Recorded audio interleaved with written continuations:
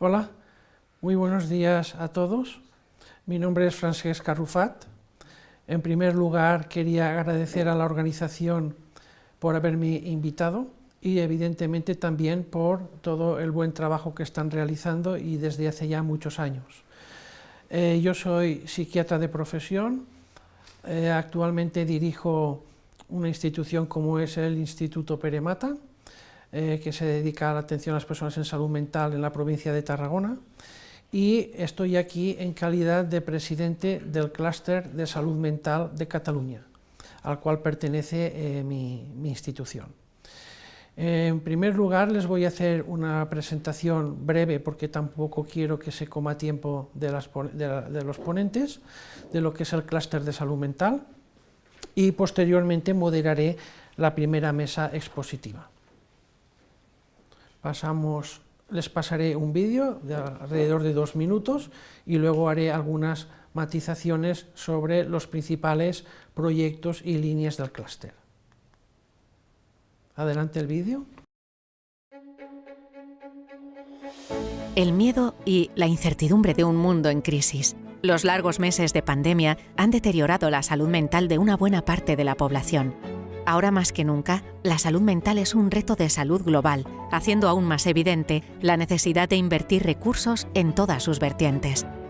Para hacer frente a este desafío, va a ser necesario un abordaje holístico y transversal, que permita ofrecer un apoyo integral a aquellas personas que sufren trastornos del sistema nervioso central a lo largo de su vida.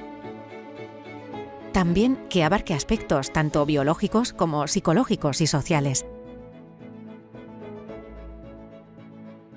Hablamos de un enfoque que integre la salud mental, las neurociencias y el envejecimiento, en el que todos sus agentes trabajen juntos. La colaboración y la innovación entre los diferentes agentes que participan en la cadena de valor de la salud mental son la clave del éxito. También la transversalidad. El Clúster Salud Mental Cataluña es la plataforma en la que se puede hacer realidad. En la actualidad, el Clúster Salud Mental Cataluña aglutina más del 18% de las empresas catalanas del ámbito de la salud mental, las neurociencias y el envejecimiento. Un sector que conjuntamente factura más de 7.000 millones de euros, cuenta con más de 32.000 trabajadores y en 2018 representa un 2,82% del PIB catalán. El Clúster Salud Mental Cataluña, como agrupación empresarial innovadora, es el espacio perfecto donde mejorar la competitividad, la creatividad y el talento.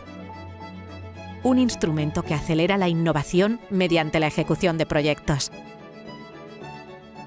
La plataforma en la que convergen inteligencia de mercado y conocimiento. Un agente que conecta personas, organizaciones y tecnologías.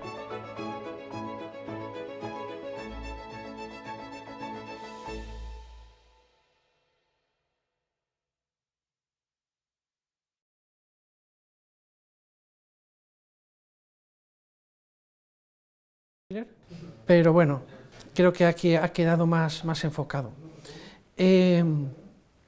Bueno, pues como les decía, se trata de una asociación sin ánimo de lucro. Ya actualmente somos 70, porque vamos incorporando afortunadamente nuevos socios constantemente. Está ubicada en la ciudad de Sant Boi, cerca de Barcelona.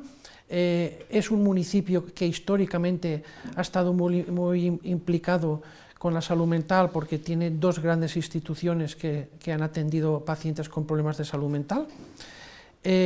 Forma parte del programa Catalunya Clusters y bueno, hace un abordaje multisectorial y holístico con el modelo biopsicosocial. Al final, lo que pretendemos, y aquí sería el ecosistema que les decía, donde hay numerosos agentes implicados. Luego lo veremos con un poco más de detenimiento. Avanzo muy lentamente, aquí, que serían los logos de las diferentes instituciones. Entonces, al final, la misión, quedémonos con la idea de que evidentemente es un ecosistema de interacción, pero al final lo que queremos es mejorar la calidad de vida de las personas a través de la innovación y del talento. Y en nuestro grupo Diana, primero era solo la salud mental, ahora también es, como os decía, neurociencias y envejecimiento. Si tuviéramos que destacar 4 líneas, estaríamos hablando, como les he dicho, pero insistiré hasta la extenuación, del concepto de innovación, pero no solo innovación tecnológica, nos preocupa también la innovación, por ejemplo, social. Todo el tema de la formación, el talento, la transferencia del conocimiento, proyectos como el balón compartido, que les haré una breve reseña, y evidentemente un DNA de internacionalización. Uno de los proyectos que más ilusión nos hace y en el cual estamos comenzando es un Living Lab, llamado COL. Al final un poco hemos orientado en la línea del Care and Autonomy. Al final lo que buscamos son los cuidados, pero para que la persona sea autónoma, lo más autónoma posible. En este Living Lab tenemos representada la cuádruple hélice o hélix, que estarían representados todo lo que serían las administraciones y las políticas. Por otro lado tendríamos todo lo que son las compañías que se dedican a la atención a los problemas de salud mental, envejecimiento o neurociencias, también las universidades y los centros de investigación, y por otra parte lo que serían los clientes, usuarios, familias y grupos de interés. Todos ellos trabajando juntos para que pasen cosas, y esas cosas han de ser que generemos productos, servicios que mejoren la calidad de vida de las personas con salud mental, envejecimiento y neurociencias. Esto no es nuevo. Ustedes conocerán al gran arquitecto Gaudí, Antoni Gaudí, Sagrada Familia, Parque Güell.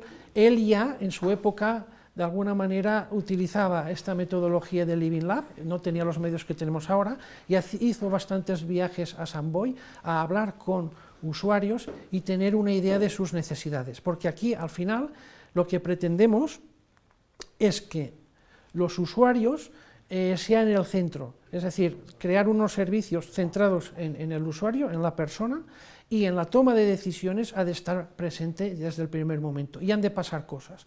Hay dos estrategias básicas aquí, que sería el Living Lab Day, donde de alguna manera actuaría como un think tank para creación de ideas y generar líneas a seguir, y después ya lo que serían el proyecto de la co-creación. Como les decía, co-creación con los diferentes agentes de la cuádruple hélice y al mismo tiempo centrado siempre en la persona, al medio y tomando decisiones conjuntamente.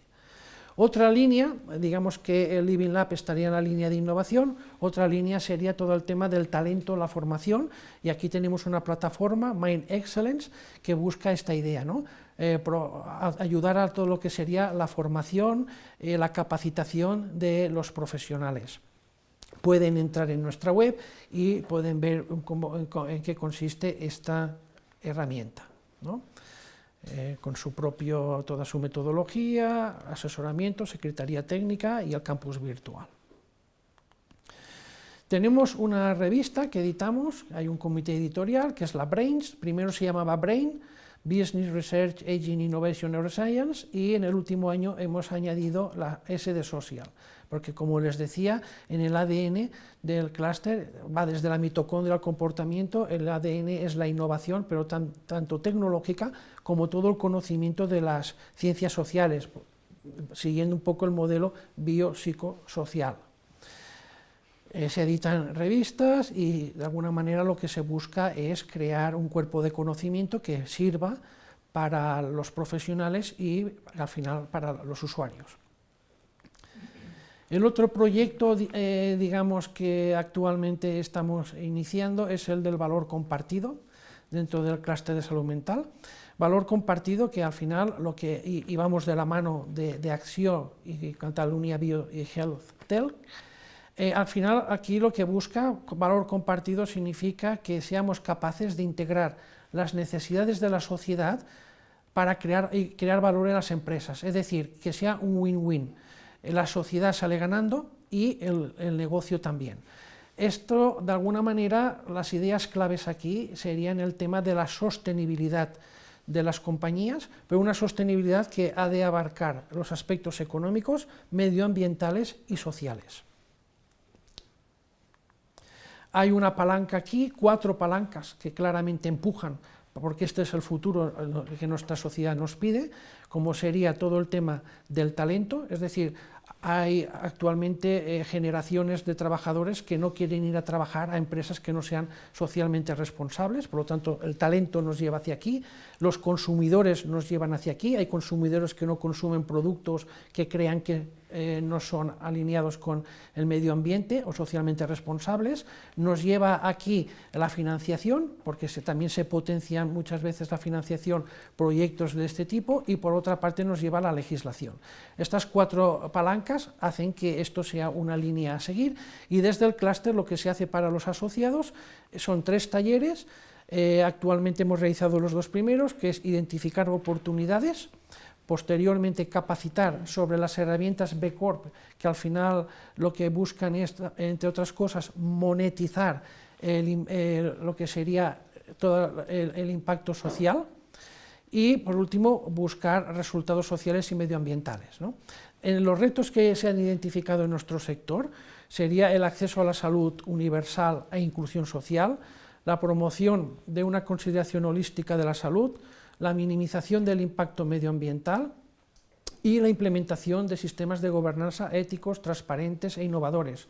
Una de las revisiones recientes del Harvard Business Review hablaba de que en una encuesta realizada a nivel mundial, lo que más se valora actualmente de los directivos y ejecutivos de las empresas es sus valores éticos y morales, más que su capacidad de liderazgo, su estilo de liderazgo, etc., ¿no? Por lo tanto, en esta línea el clúster es una buena herramienta de interacción entre diferentes asociados, trabajando en estas líneas que se pueden identificar y que son comunes. Evidentemente, también tenemos nuestra divulgación, aparte de la página web, los boletines quincenales, y estamos presentes en las redes sociales, por lo tanto pueden consultar si les parece interesante. Tenemos diferentes certificaciones, formamos parte del Consejo Asesor del Plan Director de Salud Mental y Adicciones de la Generalitat de Cataluña, formamos parte también de los clústeres, ¿no?, de Cataluña Cluster, y por otra parte tenemos la certificación del bronce, nivel bronce, y estamos ya trabajando para ir al Gold Level de la ESCA. Hay un equipo detrás muy potente. Está integrado por la Cluster Manager, Secretaría Técnica, Project Manager, y luego tenemos un equipo consultor, comunicación, y todo lo que, por ejemplo, diferentes proyectos vamos buscando diferentes soporte logístico. Ahora tenemos un Project Manager para el Living Lab. Hasta aquí es la presentación del clúster. Luego, si se me hace alguna pregunta al respecto, pues la responderé con pues, todo el interés y orgullo. Y por otra parte, sin más dilación, paso a presentar la mesa expositiva. Y bueno, en esta mesa expositiva van a participar Óscar García Algar, María Arnaiz Cos, Alba de Miguel Marco, Luis Castillo, Isabel Busquets y Ramón Martí Montraveta. Lo que haré será que les presentaré un poco más a fondo con su currículum a cada uno de ellos antes de su presentación. Por lo tanto, empezaremos ahora con el señor Óscar García Algar, que nos presentará el Visual TEF, un instrumento eficaz para el diagnóstico del trastorno del espectro alcohólico fetal. Las exposiciones serán de unos 25 minutos, supongo que ya me irán dando avisos cuando nos acercamos al tiempo. Posteriormente a todas las exposiciones haremos una pregunta a cada ponente y luego abriremos para que todo el público, los asistentes, puedan formular preguntas. El doctor Óscar García Algar es pediatra, jefe de servicio de neonatología IGON, aquí hay muchas siglas, IGON BC Natal del Hospital Clínic Maternitat, coordinador del grupo de investigación GRIE y DIVAPS del Hospital Clínic Barcelona, profesor asociado de pediatría en la Universidad de Barcelona, miembro del comité de dirección AURFAST Estocolmo y CSO Psicoterapia VR. Me parece que con siglas no vamos a tope. Sin más, le paso la palabra. Y el poder. Bueno, buenos días, gracias por la invitación. Perdón. Yo trabajo, pues soy neonatólogo, trabajo en la unidad de cuidados intensivos del Hospital Clínic, pero clásicamente desde el punto de vista de la investigación hemos tenido siempre proyectos relacionados con la exposición prenatal, durante el embarazo, a diversas sustancias. Entonces, en un momento determinado, nos dimos cuenta que el alcohol durante el embarazo era un problema de salud pública muy importante y hemos ido creando recursos, básicamente a partir de proyectos de investigación. Entonces, lo que hoy os presentaré es un dispositivo para favorecer el diagnóstico de los efectos que tiene el consumo de alcohol durante el embarazo, que es lo que se conoce como trastorno del espectro alcohólico fetal, TEAF. Todos estos símbolos que veis aquí son las instituciones con las cuales colaboramos. Yo trabajo aquí en el Hospital Clínic, en maternidad, que esto está al lado del campo del Barça, hay una parte de oftalmología aquí, y luego está el servicio de obstetricia y el servicio de neonatología, y dentro de él la UCI neonatal, que es donde yo estoy. Esto nos lleva a un concepto relativamente moderno, pero que además ha crecido mucho en los últimos años, que son los neurotóxicos del desarrollo. Son todas estas sustancias a las cuales puede estar expuesto el embrión y el feto durante el embarazo y que pueden dar lugar a alteraciones en el neurodesarrollo. Y todo esto relacionado con la exposición prenatal. Y básicamente hay dos tipos de sustancias: las sustancias químicas ambientales, que ya sabéis que están muy de moda, incluidos los plásticos, los contaminantes atmosféricos, metales pesados, insecticidas, y luego las sustancias que se consumen durante el embarazo, que suelen ser sustancias de abuso, todas ellas, aunque hay unas que se consideran legales y otras no, pero al final son todas ellas. Y hay que destacar el alcohol, porque el alcohol es la más importante, sobre todo porque tiene efecto desde el principio del embarazo, y el embarazo no empieza cuando la mujer se le diagnostica el embarazo, sino que ya lleva entonces varias semanas embarazadas y en el desarrollo del embrión, con lo cual si una mujer quiere quedarse embarazada, lo que tiene que hacer es dejar de consumir alcohol desde el momento que ha tomado esta decisión, y probablemente su pareja también, porque hay estudios animales y en laboratorio que ya demuestran en cultivos celulares que el alcohol puede afectar a las células germinales, con lo cual el alcohol es el principal teratógeno conocido, quiere decir la principal causa de alteraciones en el neurodesarrollo por exposición durante el embarazo. Las sustancias que se consumen durante el embarazo en nuestro entorno son múltiples. Podría parecer que el embarazo es un periodo libre de consumo, es lo que debería ser, pero no lo es. Tanto sustancias, digamos, que se han considerado siempre legales, como el tabaco o el alcohol, como las sustancias ilegales, como pueden ser el cannabis, la cocaína, pero también las nuevas sustancias, la metanfetamina, todas en general. Y los porcentajes son bastante más importantes de lo que podríamos pensar. Esta diapositiva está resaltado cuál es el efecto del alcohol durante el embarazo, tanto a corto como a largo plazo, comparado con otras sustancias como la nicotina, la marihuana, las anfetaminas.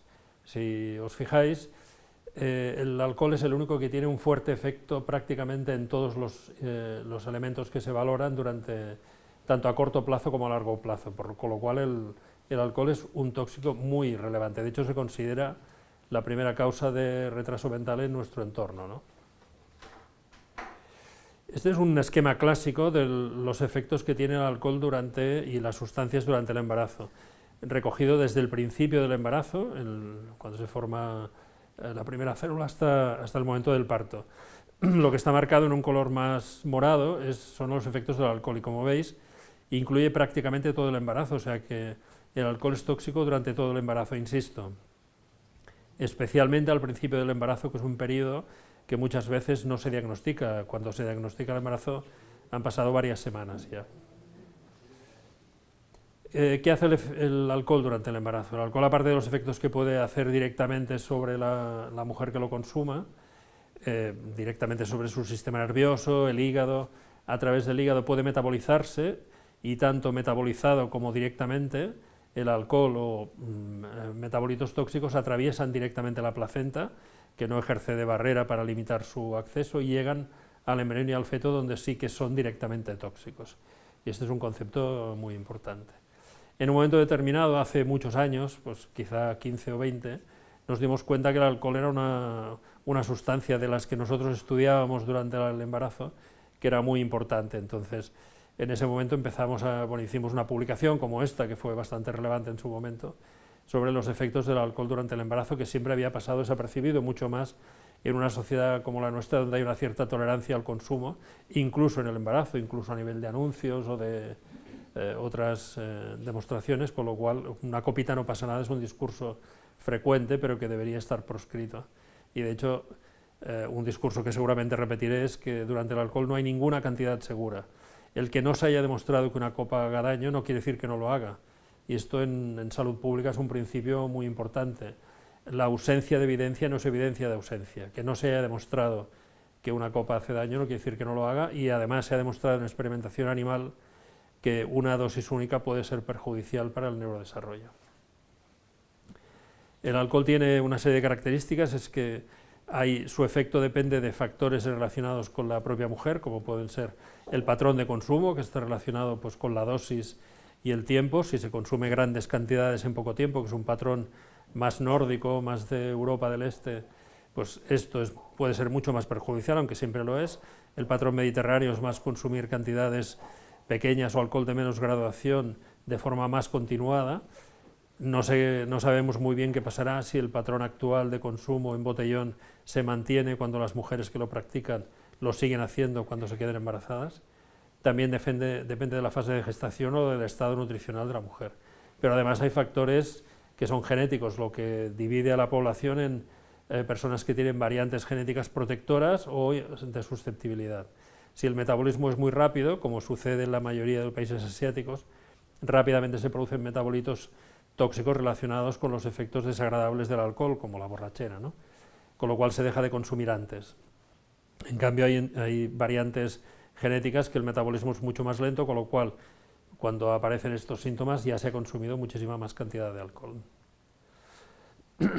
Una pregunta importante es cuál es el consumo de alcohol en las embarazadas en nuestro entorno.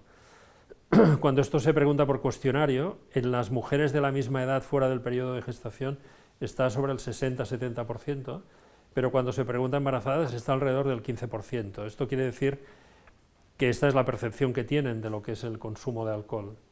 Cuando lo hemos estudiado mediante biomarcadores son sustancias derivadas del metabolismo del alcohol que nosotros podemos determinar en diferentes sustancias del organismo, por ejemplo en sangre, pero también en las que se conocen como matrices alternativas, por ejemplo el pelo, el meconio, que son las primeras heces del recién nacido. Cuando lo hemos estudiado aquí, la presencia de estos biomarcadores en mujeres embarazadas en su momento en el hospital en que yo estaba, que tenía una población con unas condiciones sociales determinadas, pero posteriormente en el hospital en el que estoy ahora, que tiene un entorno diferente social, las cifras son prácticamente iguales. El 65% de la población de mujeres embarazadas consume alguna cantidad de alcohol y entre el 40 y el 45% consumen al menos 2 unidades de bebida diaria en esta época. Con lo cual podemos concluir que el cuestionario no es una herramienta fiable para detectar el consumo de alcohol. Existen cuestionarios más sofisticados, se están evaluando nuevos cuestionarios. Tiene interés si utilizas el mismo cuestionario en diferentes momentos para ver un poco la historia de la evolución, pero tenemos que saber que no es una buena herramienta de cribado. Entonces, en un momento determinado pensamos, bueno, tanta cantidad de alcohol durante el embarazo quiere decir que tendremos muchos efectos, ¿no? Lo que produce principalmente el alcohol, que luego os describiré, es el trastorno del espectro alcohólico fetal y su forma clínica más evidente, que es el síndrome alcohólico fetal. Pero curiosamente el síndrome alcohólico fetal es una enfermedad rara, se considera porque tiene un diagnóstico inferior al 1 por 1000 en la población.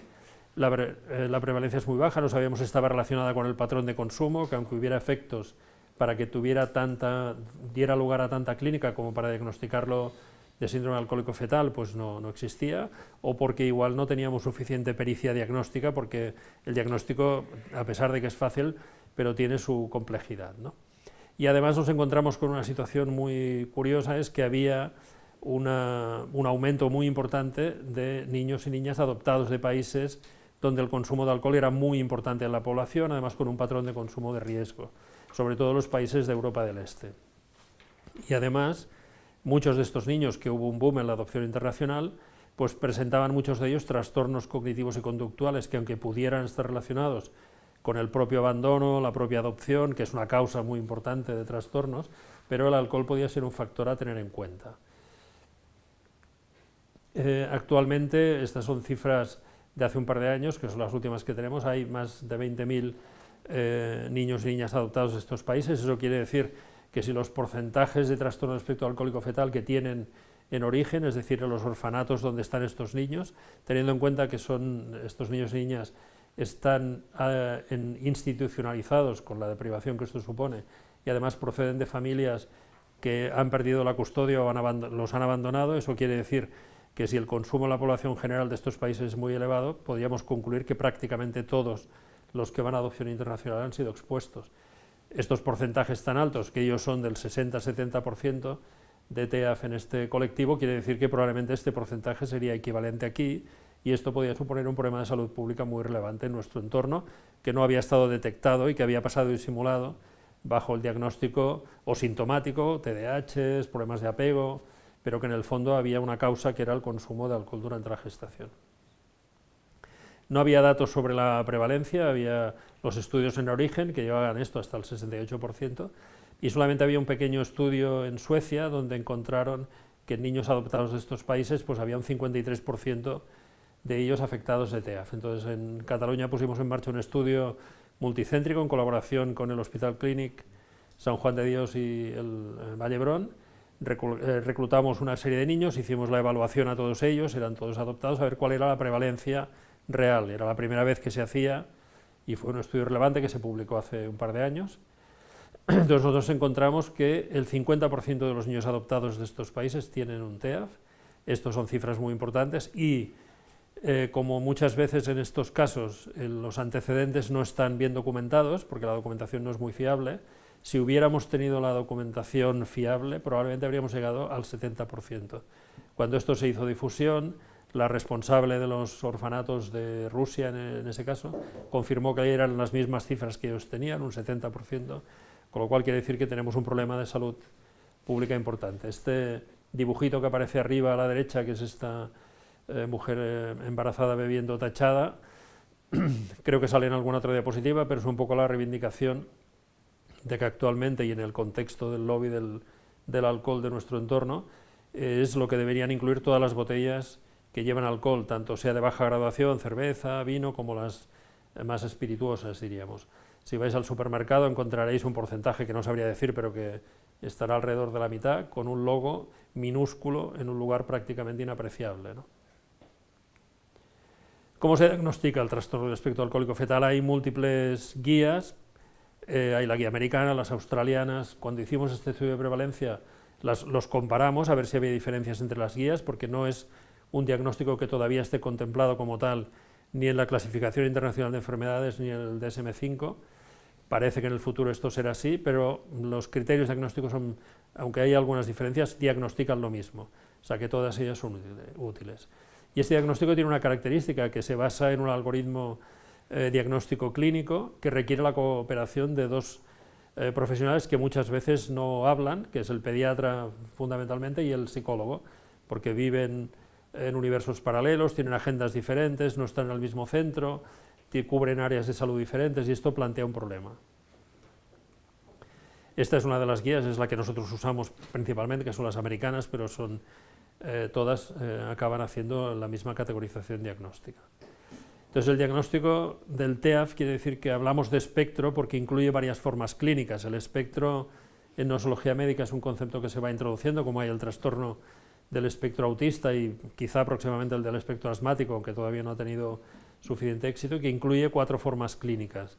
Uno es el síndrome alcohólico fetal completo, que incluye todas las características principalmente, a veces con y a veces sin exposición prenatal confirmada, el SAF parcial cuando falta alguna característica, el ARND, que incluye trastornos del neurodesarrollo expresados en sintomatología cognitiva y conductual con un antecedente confirmado, y RBD, que son malformaciones. Entonces el diagnóstico se basa en 4 apartados. Uno es la historia clínica, el confirmar que ha habido el consumo de alcohol o los equivalentes al consumo de alcohol confirmado, como puede ser, por ejemplo, que la madre haya tenido algún diagnóstico relacionado con el consumo de alcohol, y hay cuestionarios de cribado para detectarlo. La parte de evaluación pediátrica, que incluye 2 apartados, uno es la evaluación física de peso, talla y perímetro craneal, y el otro es los rasgos dismorfológicos, que aunque hay muchos, solo 3 puntúan, que son la abertura ocular, que es la hendidura palpebral, y luego la forma del filtro, que es el espacio que hay debajo de la nariz hasta el labio superior, y la forma del labio superior. Todo esto hay que llevarlo a las gráficas, tienen que ser valores por debajo del percentil 10, y en el caso del labio superior y el filtro tiene que estar en las puntuaciones 4 o 5, que aquí veis las imágenes que internacionalmente se utilizan, tanto en población caucasiana, digamos, como afroamericana, y ahora se ha incorporado la mixed race, porque es una población también muy relevante. Esta imagen incluye a la izquierda, bueno, a mi izquierda, en azul los parámetros dismorfológicos, la abertura ocular, el filtro liso y el labio superior también liso, que son diagnósticos. Todos estos son parámetros que se ha demostrado que son significativos en cuanto al TEAF. Las otras cosas, como puede ser el signo del doble carril en la oreja o un pliegue en la palma de la mano, no son exclusivos del síndrome alcohólico fetal, y por lo tanto estos son los 3 únicos que se consideran patognomónicos de la enfermedad. Esta es una gráfica con la cual se mide la abertura, la hendidura palpebral. Siempre tiene que estar por debajo del percentil 10, quiere decir que se considera un valor muy significativo porque menos del 10% de la población está por debajo de estos valores. Estas son unas gráficas estándar de peso y talla que se utilizan, y perímetro craneal, que hay que adaptarlas a cada lugar y a cada edad y sexo. O sea, este es un ejemplo para que lo veáis, y también se exige que los valores estén por debajo del percentil 10. En ocasiones, cuando tienes un perímetro craneal normal y hay muchas sospechas, se pueden utilizar pruebas de imagen como la resonancia, donde da lugar en la exposición al alcohol a algunas alteraciones que son muy patognomónicas también, que son excepcionales y que requieren una evaluación por parte de neuroradiólogos con mucha experiencia, y esto no siempre es poco frecuente, pero la resonancia prácticamente no se utiliza nunca en el diagnóstico. Y luego hay la parte neuropsicológica, tanto desde el punto de vista cognitivo como conductual, que hay una serie de dominios, que aquí tenéis unos cuantos, pues la atención, el lenguaje, la memoria, la capacidad visoespacial, y conductual. Entonces todo esto se basa en la utilidad de una serie de test, la OMS recomienda hasta 25, y de estos cada grupo, cada profesional elige los que quiere. Los que están aquí puestos, el WIPSI, el WISC, el WISE, el CBCL para la parte conductual, el NEPSI, son los que nosotros utilizamos en el estudio de prevalencia, de acuerdo con los 3 hospitales, y son los más utilizados, Pero lo que buscas básicamente son dominios cognitivos y conductuales que pueden estar afectados. Entonces, en un momento determinado, dado este problema, tuvimos una idea, y era intentar automatizar el diagnóstico utilizando una app móvil. Esta es la gráfica que la he querido sacar porque la persona que colaboró, que es una estudiante, Lilas, era una persona especialmente brillante, y fue una herramienta diagnóstica basada en Android y muy convencional, diríamos, a pesar de que utilizaba la app, pero en aquel momento, hace 4 o 5 años, o 6, era lo más sencillo. Actualmente, si tú hablas de realidad virtual, en su momento, por ejemplo, necesitabas para, por ejemplo, estudiarla o hacer un modelo de realidad virtual sobre la intubación, necesitabas un muñeco. Actualmente no necesitas nada, ¿no? Pues en aquel momento diseñamos una app diagnóstica, estaba basada en esta plataforma, ella la hizo con el móvil directamente, incluía una serie de recomendaciones, de parámetros, de ayudas dentro de la app, tenía una serie de opciones para saber las gráficas de peso, de talla, de perímetro craneal. Tú ibas introduciendo los datos y esto al final te generaba un diagnóstico. Pero en un momento determinado conocimos a 2 personas importantes, como fueron Jacinto y Mercedes, que son padres de Cristina, y los tíos de Luis, que hablará después, que es una persona con la cual colaboramos, no solamente padres de Cristina, sino además muy listos, y pensamos que había que dar un paso más en esta aplicación diagnóstica. Entonces pensamos cómo podíamos hacer una app basada en la utilidad de los móviles más modernos en aquel momento. Las cosas habían cambiado mucho, y se ha creado una app basada en inteligencia artificial. Entonces, es una app que tú tienes en el móvil, con lo cual tú le introduces una serie de datos, y uno de los principales problemas, que es que tiene la captación de las imágenes, que es una cosa que hay que entrenar. Nosotros hicimos un estudio en colaboración con Vallebrón para ver cuántas veces y qué formación tenían que tener los profesionales para hacer el diagnóstico, y era bastante complejo. Entonces, esta aplicación incorpora todo este conocimiento, de manera que tú en el móvil puedes identificarte, introducir los datos del paciente, simplemente para generar un registro que luego no queda registrado, solamente para luego generar el informe final, y puedes empezar a utilizar la aplicación. Entonces, en la aplicación tienes ayudas al diagnóstico, que puedes consultar las gráficas que estamos ahora elaborando.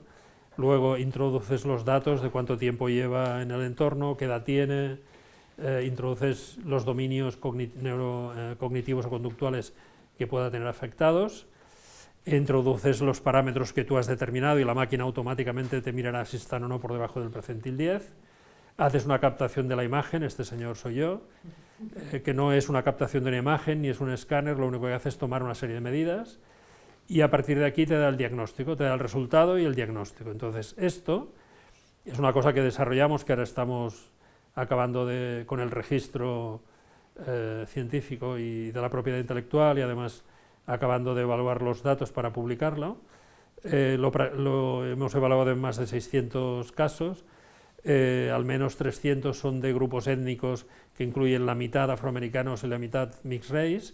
Esta es una imagen de cuando estuve en Madagascar haciendo la prueba. Y al final, estos casos, que son 386 los que hemos incluido en el estudio, entre 1 y 24 años, éramos 2 pediatras entrenados, que uno hacía la evaluación clínica ciega y otro la evaluación con la app, y luego hacíamos la cruzada. La coincidencia ha sido siempre del 100%, con lo cual esto funciona y permite que el diagnóstico, cuando esto lo hicimos para enseñar a los profesionales, y teníamos 3 o 4 monitores que lo hacían, la fiabilidad cuando las personas sin experiencia empezaban era muy baja, y a partir de la 5ª revisión empezaban a coincidir y nunca era del 100%, o sea que la fiabilidad es muy alta. Entonces nos dimos cuenta de que esto podía tener algún rendimiento más, nos presentamos una convocatoria del Mobile World Congress, el Collider, allí desarrollamos la aplicación diagnóstica y pensamos que podíamos crear además un recurso terapéutico, que os explicará después Luis, y que podía ser aplicable no solamente al TEAF, sino a otros trastornos neurocognitivos. Porque al final, una de las características del TEAF es que la clínica que presenta, que puede ser hiperactividad, retraso mental, esta clínica no es exclusiva del TEAF, hay otras causas que lo provocan.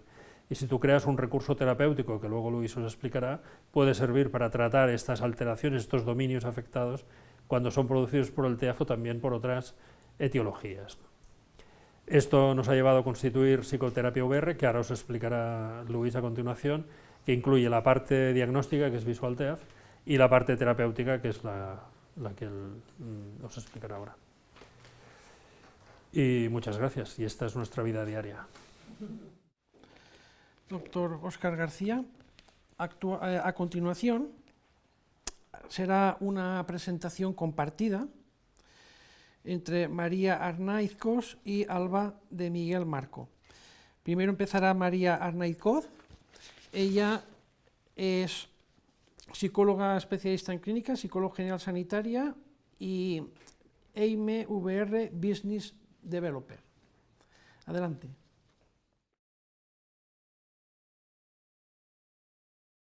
Hola, buenos días. Bueno, primero me gustaría agradecer a Amalgama por estas jornadas tan maravillosas, y muchas gracias también por las ponencias tan interesantes, la verdad es que me han encantado. Y yo vengo en representación de Montse Sánchez Povedano, que ya no ha podido venir, pero bueno, no podíamos perder la oportunidad de asistir y de presentar nuestro proyecto, que es EIMI, que presentaré conjuntamente con mi compañera Alba. Entonces, primeramente, empezaré explicando el nuevo centro que ha abierto Montse, que se llama EATICA. Montse Sánchez, seguramente muchos lo sabéis, hace 25 años fundó el primer centro residencial de TCA. Y bueno, tras toda su experiencia profesional, toda su trayectoria, se hizo 2 preguntas, que fueron: ¿qué necesita el paciente? ¿Cuál es el objetivo de la familia y del paciente? ¿Y qué se puede hacer distinto que no se está haciendo actualmente? Entonces, tras estas preguntas, tras esta experiencia que ya tenía, fundó EATICA, que pretende responder al tratamiento del siglo XXI. Entonces, EATICA está fundamentado por 4 valores principales, que son la transparencia. La comunicación es básica para el TCA, que sea fluida, permanente y con todas las personas implicadas en la vida del paciente. La empatía también. El tratamiento que se da en EATICA es adaptado 100% a cada paciente según la casuística que éste tiene. La colaboración, en TCA se trabaja en red, por lo tanto EATICA tiene una serie de profesionales expertos en cada ámbito necesario para superar este trastorno, y sobre todo la innovación. Monse es una persona que siempre le ha gustado estar al día y utilizar la tecnología como aliada. Entonces, en EATICA no solo tienen una herramienta propia, una herramienta que sirve para reforzar el tratamiento terapéutico y hacer ejercicios online, sino que Monse también decidió colaborar con Guillem Feixas, que es el cofundador de AMI, que es lo que vamos a explicar ahora. Entonces, a ver el PowerPoint. Vale, perfecto. Bueno, aquí, perfecto. AMI se fundó desde el grupo de investigación, desde la cátedra del Departamento de Personalidad de la Universidad de Barcelona, por Guillem Feixas, que es catedrático de la facultad y profesor de psicología, y experto y reconocido mundialmente por su experiencia en la Repertory Grid, que es el marco teórico del cual se basa AMI. Monse Sánchez también es la cofundadora, y luego el resto del equipo formamos parte de marketing, de ventas, y luego también tenemos un equipo de formadores. Vale, perfecto. Bueno, como factor común en psicoterapia se trabaja el tema de la identidad, o sea, se trabaja el tema del autoconocimiento. Nuestra manera de responder a las circunstancias depende un poco de la forma en la que interpretamos los estímulos. Por lo tanto, es muy interesante que el psicólogo averigüe el mundo mental del paciente y el paciente mismo también entienda cómo funciona su mapa de pensamientos. Es importante saber también que cada persona ve el mundo de distinta manera y de forma particular. Entonces, el tema de la identidad se ha trabajado desde prácticamente todas las orientaciones psicológicas: el psicoanálisis, análisis transaccional, la terapia Gestalt, con el perro de arriba, el perro de abajo, y muchas más, ¿no? Entonces, ¿qué pasa? Muchas veces, en cuanto al cambio en la terapia, muchas veces se da bloqueo, ¿no? Se da bloqueo en este proceso de cambio por la necesidad que tienen muchas personas de preservar su identidad. ¿Vale? Al final preferimos ser un poco coherentes con lo que pensamos que somos a dejar de sufrir. Entonces, al final el cambio se puede no dar porque o no se quiera cambiar o por lo que he comentado, ¿no? La persona tiene pánico de realizar este cambio, tiene pánico de dejar de ser quien es. Entonces, este dilema que a veces surge en el momento en que tenemos que modificar alguna conducta en la que no nos sentimos a gusto, pues se da, ¿no? Entonces, ¿cuál es el principal requisito para el cambio? Es la autoconciencia. Es ser consciente de nosotros mismos, es ser consciente de lo que nos pasa por la cabeza, de los constructos que tenemos y del significado que damos a dichos constructos. Entonces aparece AMI, ¿vale? ¿Qué es AMI? AMI es una herramienta de evaluación psicológica que lo que hace es identificar el mapa de pensamientos del paciente. Lo que hace es identificar el autoconcepto que tiene el paciente sobre sí mismo y sobre el sistema de relación, o sea, sobre las personas más cercanas, ¿vale? Entonces, AMI parte de una entrevista automatizada y semiestructurada que se va realizando con el profesional, y en esta entrevista, primeramente, hay un cuestionario donde se puede adaptar según la casuística de cada paciente, según la demanda que tiene el paciente. ¿Qué se pregunta en este cuestionario? Sobre los elementos principales, es decir, sobre las personas más representativas de la vida del paciente, y sobre las características de estos, pero no preguntado directamente. O sea, las preguntas que harán darán unas respuestas en las que nos intuirá el resultado de la entrevista, ¿vale? Y una vez se han hecho estas preguntas donde se cuestiona sobre similitudes y diferencias entre los elementos que se han incorporado, después habrá unas puntuaciones de dichos elementos, o sea, de dichas características en cada uno de los elementos, ¿no? Entonces es muy interesante también porque lo que se puede hacer es trabajar con esos aspectos de identidad que el paciente necesita, que al final es el motivo de demanda, ¿no? Por ejemplo, si el paciente necesita trabajar con la adicción, pues en el inicio del cuestionario por defecto saldrá el yo actual y el yo ideal para ver en qué posición se sitúa él actualmente y hacia dónde quiere llegar, cuál sería su ideal, pero luego también se podrá evaluar, por ejemplo, yo bajo los efectos del alcohol o yo antes del accidente, o incluso yo con mi inseguridad, o yo con mi visión corporal. Entonces, bueno, esto es muy interesante porque se puede adaptar y las respuestas que dará el paciente serán en sus propios términos, en sus propias palabras, ¿vale? Entonces, ¿qué nos dará esta herramienta? Una vez hemos hecho la entrevista, Amy proporciona automáticamente un informe, ¿vale?, donde se plasmarán todas aquellas características más definitorias que tiene el paciente, es decir, aquellas características en las que el paciente, para él, son más importantes, que las define, las características más satisfactorias, con las que se siente más a gusto, menos satisfactorias, y luego también los dilemas que tiene. O sea, el mismo informe también proporcionará los dilemas de cambio que tiene. Por ejemplo, una persona que va a consulta porque se siente muy débil, ¿vale? Y esto es su forma de verse y quiere ser más fuerte, ¿no? Pero esta fortaleza le da el significado de agresividad. Para ella, las personas que son fuertes son agresivas. Por lo tanto, claro, quiere ser fuerte, pero no de esa manera. Entonces, Amy te muestra este dilema que tiene y por qué tiene este dilema, ¿no? Entonces, es interesante trabajar con el paciente a partir de esto. Y además también se manda a la realidad virtual el resultado, donde el paciente se pondrá las gafas y verá su mapa de pensamiento y el psicólogo, de forma remota e instantánea, podrá ver que está visualizando el paciente en el mismo momento. Entonces, el valor diferencial de Amy al final es la primera herramienta herramienta de realidad virtual que evalúa la identidad del paciente y además en la que el paciente tiene un rol completamente activo. Cuando está inmerso, la capacidad de reacción es alucinante porque es muchísimo más rápida y la capacidad de memoria también aumenta y te das cuenta de muchas cosas. Es muy revelador porque aparte lo ves, ¿no? Ves literalmente la distancia entre los elementos que tú has puesto. ¿Dónde estás tú versus tu yo ideal? O sea, ves un poco también tu grado de autoestima versus tu madre, tu padre, la persona no grata. Hay una pregunta que te hace también, que es la persona no grata, la persona que no te gusta, la persona con la que te sientes incómoda, que yo a veces digo que es como el maestro, ¿no? Porque al final aprendes mucho de esa persona, pero también ves dónde la sitúas, al lado de qué personas la sitúas, y también se está utilizando para terapias de pareja. Y también está bien, ¿no? Porque te pones las gafas viendo el mapa mental de tu pareja y entiendes cómo estructura su mente, al lado de quién te pone, cómo construye, qué conceptos percibe de ti. O incluso en familias, o sea, yo misma lo he probado conmigo, ¿no? Y me he puesto las gafas de un familiar y dije, ostras, claro, o sea, ahora entiendo muchas cosas, la distancia, dónde colocas versus a un hermano, versus a un...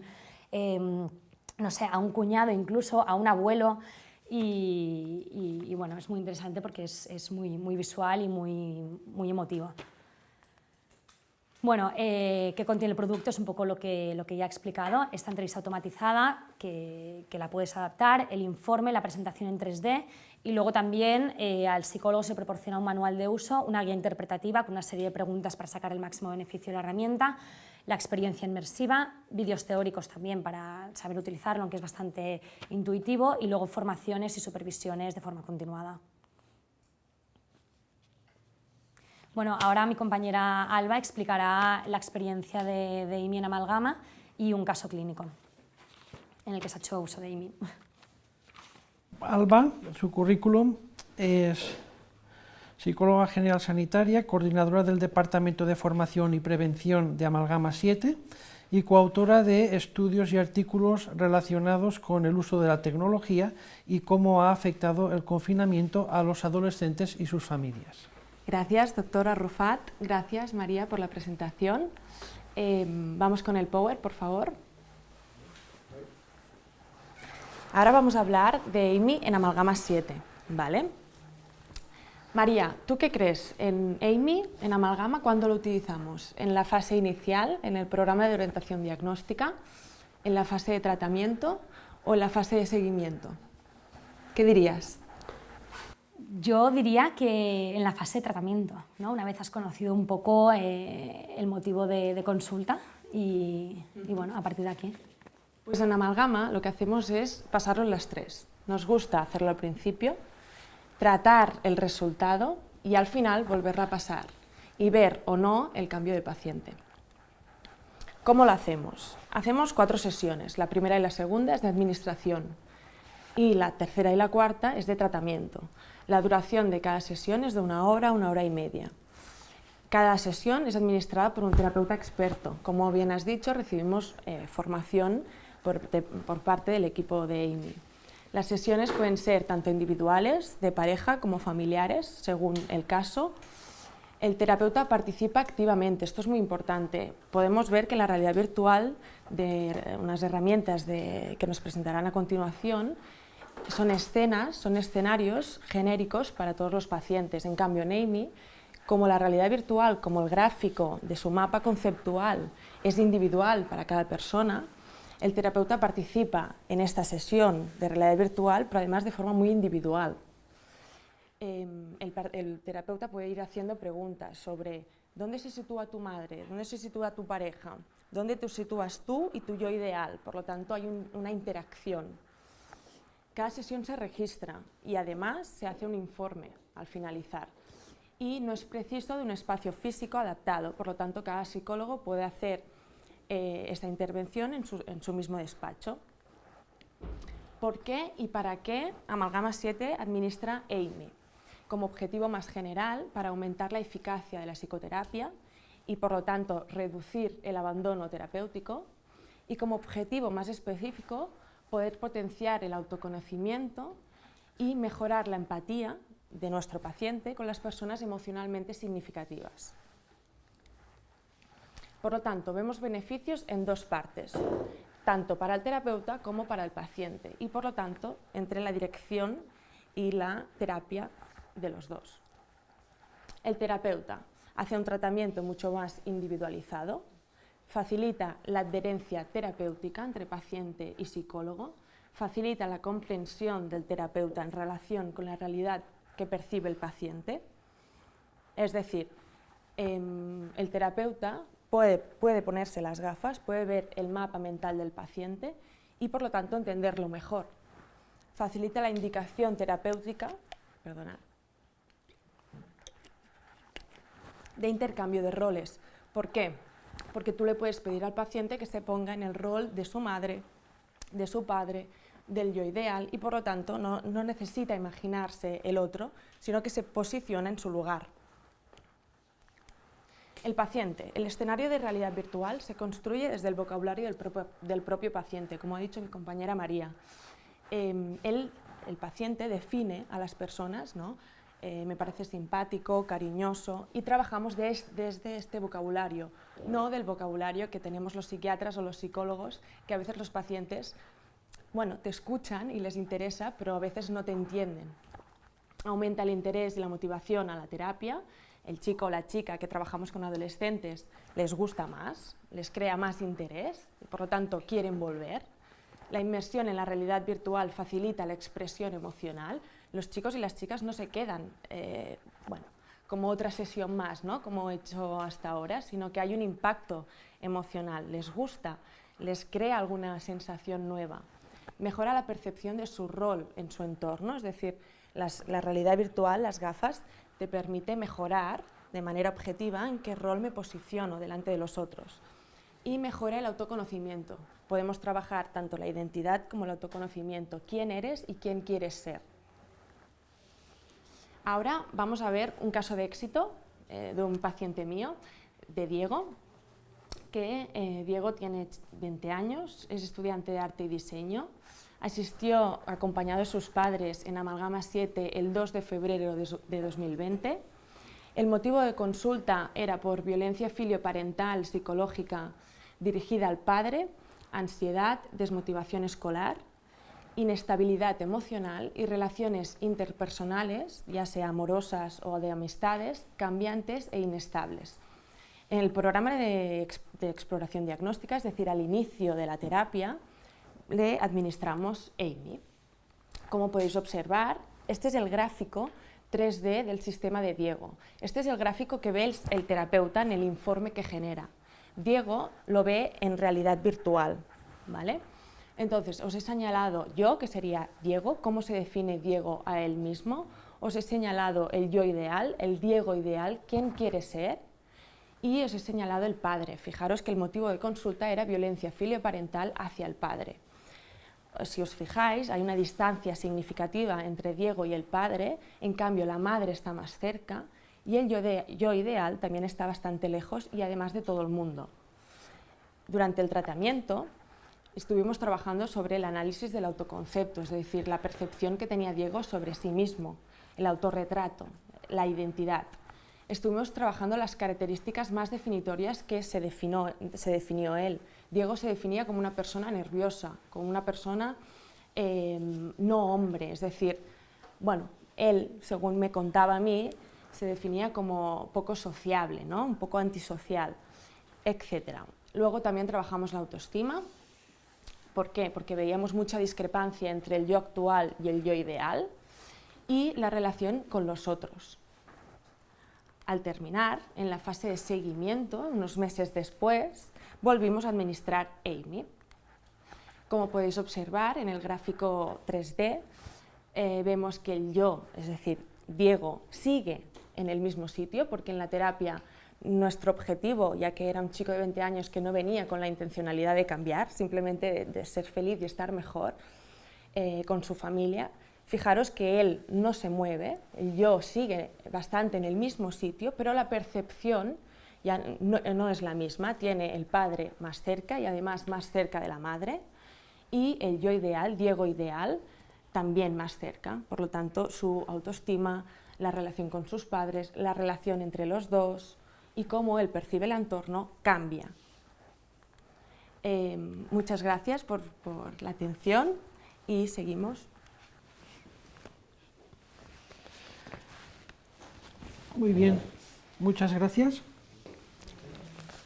A continuación se presentará una exposición conjunta por parte de Luis Castillo e Isabel Busquets. El título es Craving y Bullying, dos intervenciones terapéuticas desde la realidad virtual. Empezaremos por Luis Castillo. Un breve repaso a su currículum. Es ingeniero informático, máster en informática industrial, cofundador y CEO de Psicoterapia VR, consultor tecnológico y emprendedor de tecnología y realidad virtual.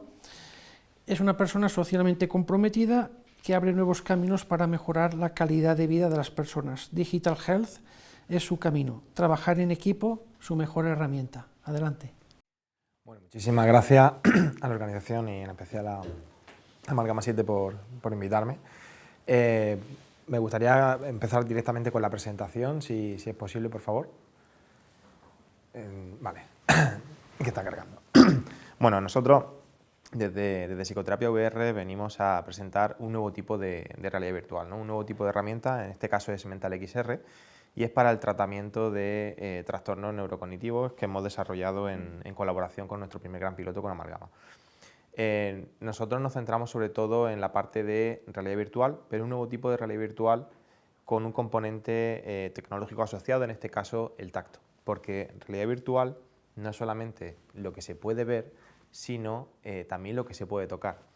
Y cuando necesitamos entornos totalmente inmersivos, cuando estamos con un conjunto de usuarios que necesitan esa sensación de impacto o esa sensación de efecto wow, el tacto se convierte en nuestro mejor aliado, porque ya no es solamente una herramienta, otra más de realidad virtual que han podido probar, sino ese elemento innovador de tener un par de guantes hápticos que puede hacer que sientan y toquen todo lo que vean. Pero no solamente sentir y tocar, sino relacionarse entre sí, ¿no? Que eso también es la gran disrupción que permitimos con Mental XR, que es la colaboración entre pares o incluso profesional-paciente o profesional-usuario, que dota de una nueva dimensión y un sentido a la realidad virtual. ¿Tenemos la presentación ya? Bueno, vale. Vale, pues muchísimas gracias. La parte de inmersión ya la he descrito con que no es solamente realidad virtual, la parte visual, sino táctil, pero también el modo en el que presentamos esa realidad virtual. El modo es con un escenario donde se produce libre albedrío. Y eso es súper importante para la parte de tratamiento que queremos potenciar, que es que el usuario pueda tomar sus propias decisiones como si fuese un mundo totalmente abierto. Y luego la parte de métricas. Estos serían los gráficos que puede ver el paciente, son mundos que se recrean no con calidad fotorrealista, sino con unos gráficos avanzados que se usan en tecnologías de realidad virtual móvil, los cuales tampoco necesitan de un espacio a medida, sino que como la herramienta anterior de realidad virtual, pues pueden ser usados en cualquier consulta. Y eso facilita muchísimo también la adopción y el uso de la herramienta.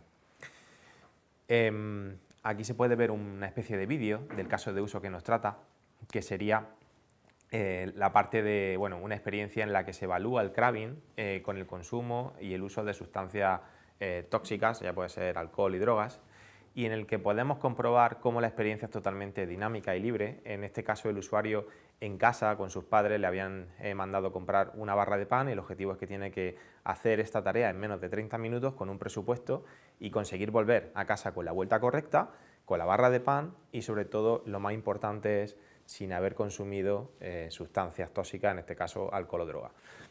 Lo que diferencia esta herramienta, no solamente que ahora lo vamos a poder ver con una imagen, es que el usuario puede interactuar con los objetos, puede coger una cerveza, puede hacer como que la bebe y al mismo tiempo, que es lo más importante, se están generando toda esa serie de métricas que vamos a ver ahora en la parte del terapeuta. Es súper importante también recalcar que las posibilidades que nos dota esta herramienta a nivel terapéutico y sobre todo de supervisión es que aunque el usuario sepa que se trata de una simulación, que no es la vida real, y quiera o pueda o sugiera hacer cosas que no está sintiendo simplemente porque sabe que le están evaluando, nuestra tecnología lo que permite es recolectar unas métricas de alta calidad, incluso generar mapas de calor simplemente de saber hacia dónde está mirando. Y es un componente nuevo porque esta herramienta, digamos, que permite medir lo que no se ve. Vamos a pasar ahora sí a la parte del terapeuta. Y aquí, en esta parte del terapeuta, vamos a poder ver desde un panel de control, que ni siquiera necesita gafas de realidad virtual, aunque sería totalmente compatible, cómo puede estar monitorizando en tiempo real cada acción que está haciendo el usuario. Y sobre todo, a nivel de métricas, poder tener esas cosas que, como hemos dicho, son tan importantes, que son las que no se ven, ¿no?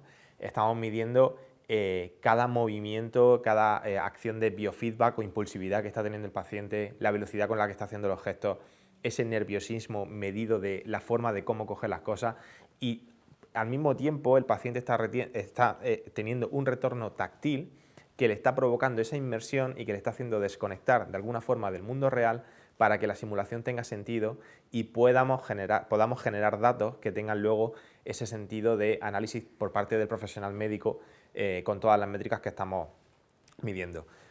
Por supuesto, la potencia de la herramienta es que posibilitamos incluso una futura supervisión y seguimiento desde casa para las familias con los profesionales, en este caso de Amalgama 7, ¿no? De forma que el acceso a este tipo de tecnología se pueda democratizar y que pueda tener un seguimiento con una infraestructura de muy bajo coste y sobre todo con una solución inmersiva que incluso permitiese interactuar pacientes que ya hayan pasado por un proceso de terapia o tratamiento con nuestra herramienta, con pacientes que sean totalmente nuevos y que sirvan de sherpas o guías para que tenga todo el sentido del mundo. A ver, que pasemos a la siguiente. Vale. En la parte del terapeuta, en la parte profesional, sí tenemos también una función de gamificación y configuración, ¿no? En la que podemos, a libertad, según sea la terapia y según sea la evolución, completar con distintos tipos de configuraciones, ya sea de cuánto dinero quieres seleccionar, puedes seleccionar las distintas opciones de dinero o incluso ya también el usuario tener la opción de si quiere configurar la alarma para que le vaya avisando del tiempo que le queda, en plan si es totalmente responsable o consciente del tiempo que le queda disponible y también cuánto dinero se lleva. Porque hay otra parte importante que es la gestión del dinero. Esos son los tipos de dominios de los que hablaba el doctor Óscar García, que nosotros podemos tratar con este tipo de herramientas y que tenemos la parte de configuración para crear esa gamificación. Aquí en este vídeo pues, se puede ver cómo configura alarma, en el vídeo a la derecha, cómo selecciona la hora y escoge el presupuesto. Esto es súper importante porque también, gracias a este tipo de ejecuciones, pues se puede ver la evolución sesión tras sesión. Los entornos son totalmente dinámicos y el usuario tiene libertad total de movimiento, lo cual también es súper importante porque despierta esa curiosidad innata que nos aporta la realidad virtual. En relación a los datos y las métricas, gracias a bueno, todos los datos que se van recolectando por la herramienta, llegan conclusiones muy potentes. O sea, la gestión del tiempo, claramente, después de 5 sesiones en este caso, pues nos damos cuenta que el usuario siempre, acaba poniendo siempre alarma y que normalmente también cumple con el presupuesto de tiempo, es decir, que es capaz de completar la tarea en el tiempo. Y luego, en relación a estímulos que incorporamos en la experiencia para conseguir generar distracciones en este tipo de personas, porque estamos trabajando con ese dominio abstracto que es gestión del tiempo, pues nos damos cuenta que al principio sí se entretienen con cualquier estímulo que les presentamos porque se le tienta al usuario, en este caso, pues para comprobar si es consciente de la gestión del tiempo que tiene como tarea principal, pero que está en ese background, y nos damos cuenta que se genera esa adherencia o ese aprendizaje que sabe que no se puede entretener porque si no, no llega a tiempo, ¿no? En este caso, un ejemplo que se queda conversando con una vecina que se encuentra en su paseo o en su trayecto al parque. En relación a la gestión del dinero, nos damos cuenta que cada vez coge menos dinero porque aprende que no necesita llevar tanto para comprar una barra de pan. Y al mismo tiempo nos damos cuenta, o el usuario se da cuenta también, que si lleva más dinero es posible que se meta en líos porque quiera comprar algo. Entonces también esa gestión del dinero es súper importante y se ve esa evolución al mismo tiempo que la compra de cerveza y el consumo también de cerveza, ¿no? Conforme pasan las sesiones, el usuario aprende o se genera esa adherencia de que no tiene que generar ese consumo o esa acción de craving de quiero comprar y desde un primer momento ya ajusta su presupuesto para que eso no pueda pasar.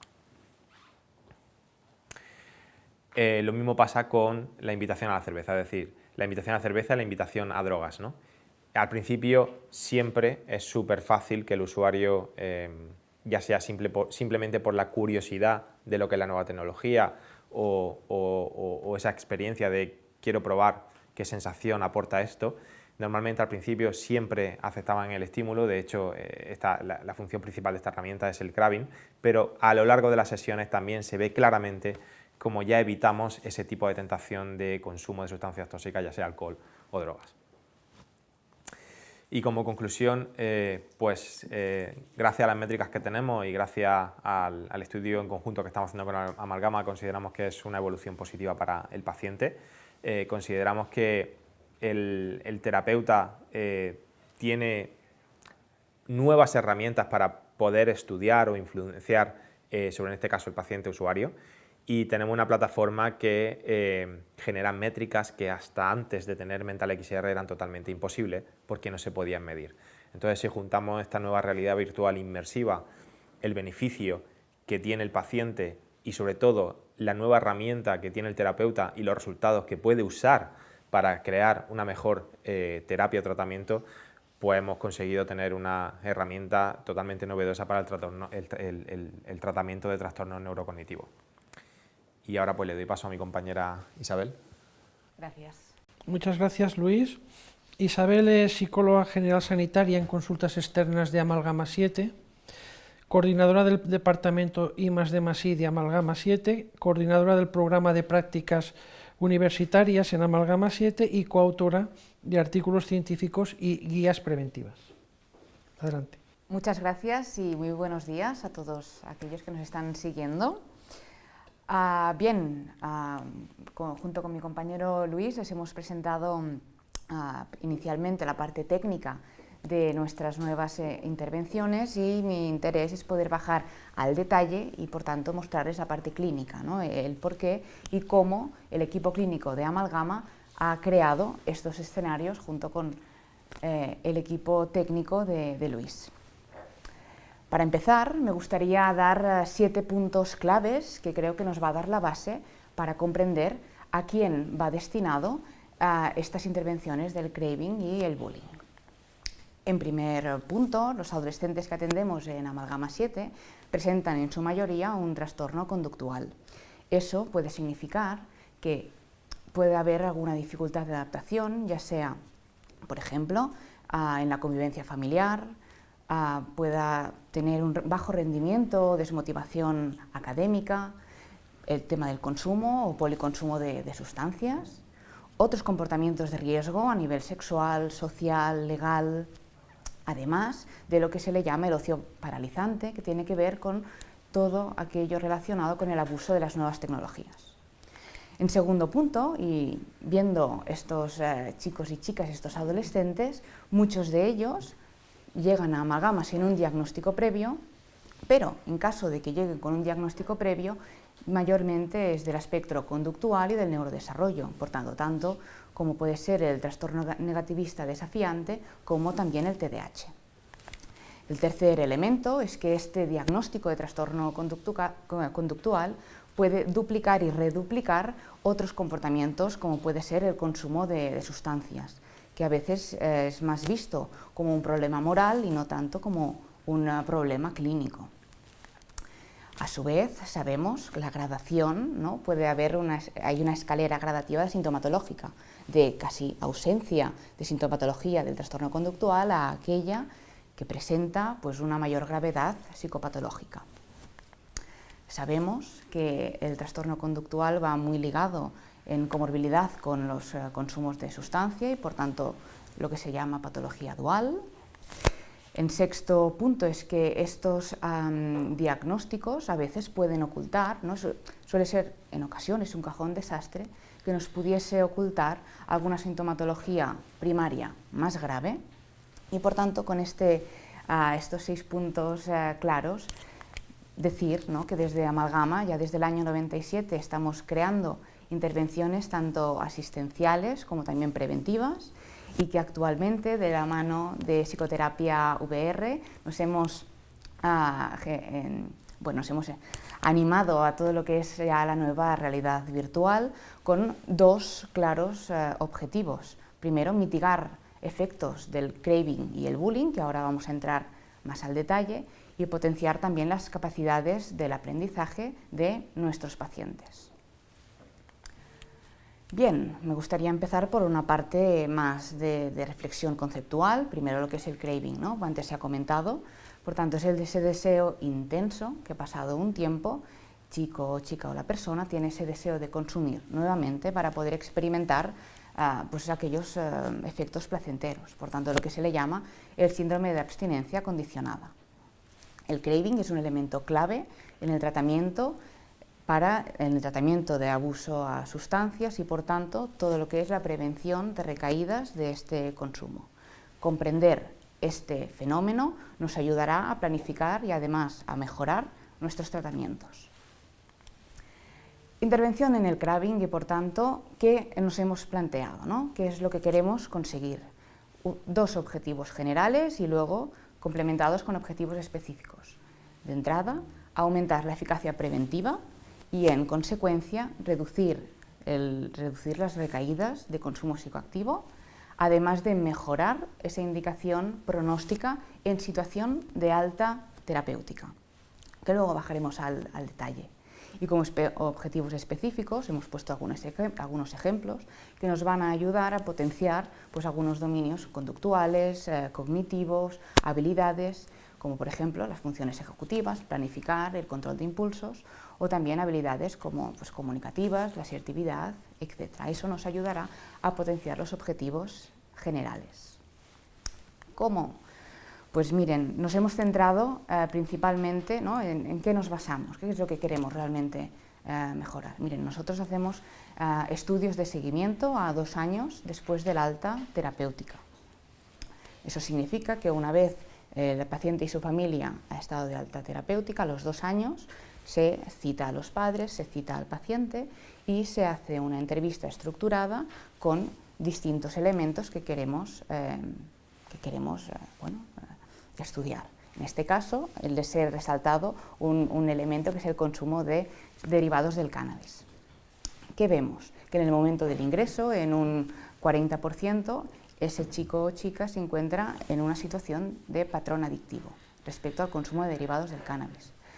Respecto a un abuso o policonsumo, llegamos un poquito más allá, casi a ese 50%, y que no haya un consumo en un 12%. ¿Qué vemos al cabo de 2 años? Pues miren que estamos en una situación favorable en un 77%, casi en un 12% en una situación no favorable y en un 10% que no, pues nos falta información. Pero, ¿qué significa que estemos en una situación favorable o no favorable? En esta siguiente gráfica vemos distintos puntos, que es allí donde queremos mejorar esos datos y por eso nos hemos propuesto estas intervenciones. Por ejemplo, en el primer punto tenemos un 37% de chicos y chicas que en situación de alta residencial no han recaído. Casi en un 30%, ¿no?, chicos y chicas que han tenido recaídas, pero que en la actualidad se encuentran abstinentes. Bajamos a ese punto del casi 20%, una situación que están de nuevo en tratamiento.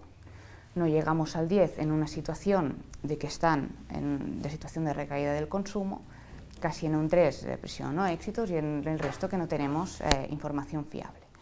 Por tanto, los elementos a mejorar o los objetivos son aquellos que van destinados a pues que han habido recaídas y que por tanto, aunque estemos actualmente en una situación de abstinencia, pero eso ha sucedido, que están de nuevo en tratamiento o que actualmente están en esa situación. Esto lo hemos llevado a cabo a través de la realidad virtual y si me quieren acompañar, vamos a hacer un pequeño paseo con unas imágenes en donde se va a elaborar ese escenario con 5 situaciones distintas.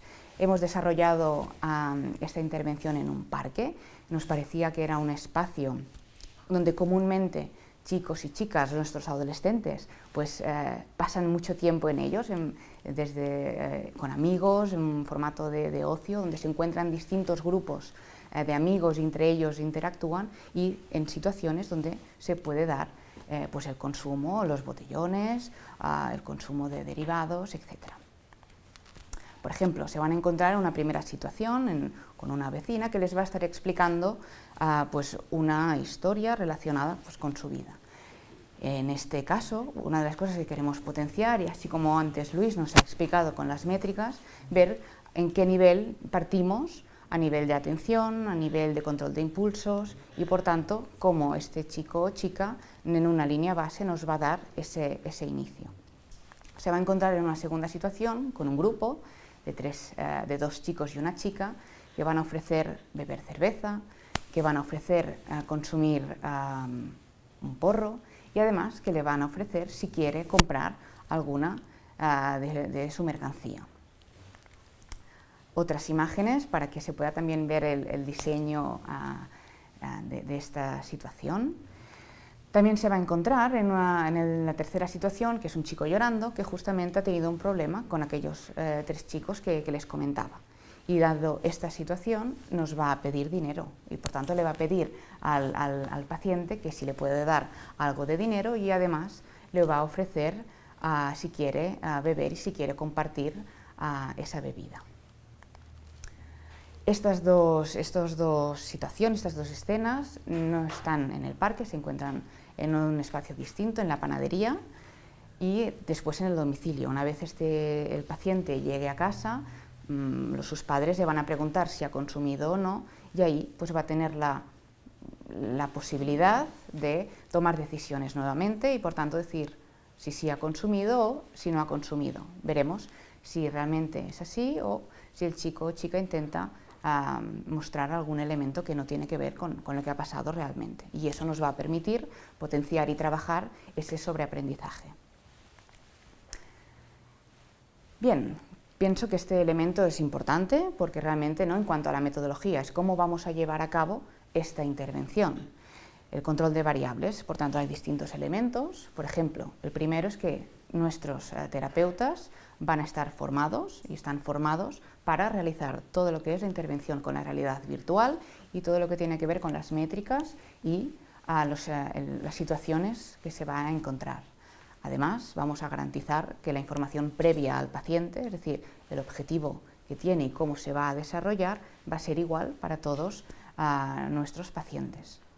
El número de sesiones que vamos a llevar a cabo es de 12 y por tanto se van a realizar una por semana durante 3 meses.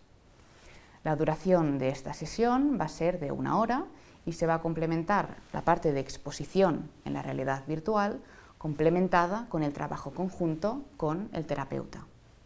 Además, este tipo de intervención se puede hacer a nivel grupal, a nivel participativo entre distintos usuarios, que eso también nos va a permitir la valoración conjunta con otros adolescentes y por tanto con otros pacientes. Hemos acordado, hemos concretado un espacio físico donde se va a desarrollar esta actividad y por tanto es un setting marcado para que el chico y chica pueda caminar en este espacio y pueda ir libremente por todo el escenario. Se garantiza la misma calidad de imagen y sonido, la parte técnica. Se van a utilizar los instrumentos, las gafas y esa parte importante, ese elemento clave como son los guantes ópticos.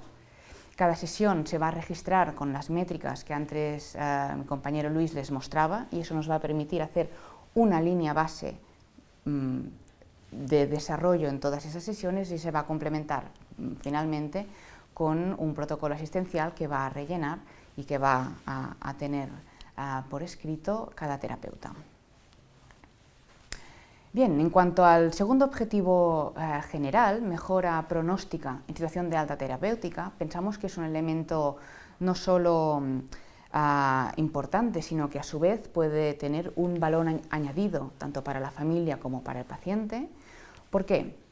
Miren, porque en situación probable de recaída del consumo se puede indicar en situación de alta residencial si este chico o chica, según la línea base que se ha ido desarrollando durante esas 12 sesiones, estamos ante una probabilidad baja, media o alta respecto a la probable recaída del consumo de sustancias.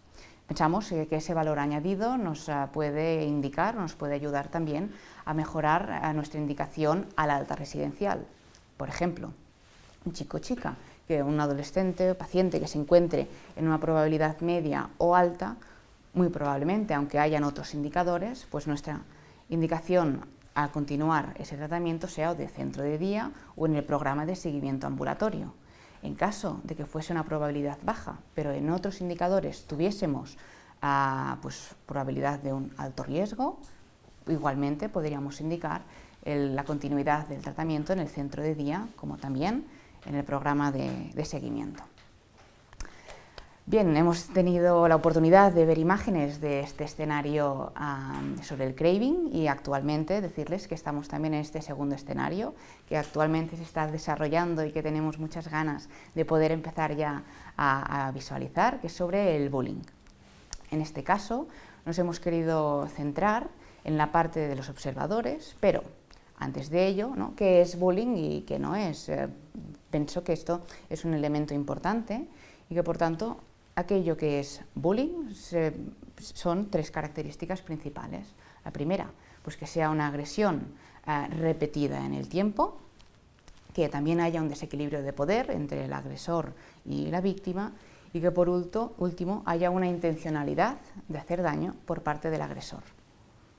El acoso escolar no solo tiene que ver con el agresor y la víctima, sino el grupo o los observadores o espectadores, porque van a tener realmente un papel muy fundamental.